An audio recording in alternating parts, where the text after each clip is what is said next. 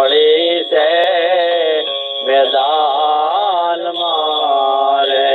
ભાઈ ભક્તો, મહાસંતોનું એવું કહેવું છે કે પહેલા સંતો એવું કહી ગયા છે કે ભાઈ મહામણી આપણા મેદાનમાં પડી છે, પણ એમાં ગોતવામાં ગોતી લેવાય તો ગુરુ વગર તો ના ગોતાય, પણ એનું ગુરુ પાસે જ્ઞાન લ્યો અને આ મેદાનમાંથી મહામણી ગોતી લ્યો. અને એને તમે આળસ તજીને ઉઠાવો રે.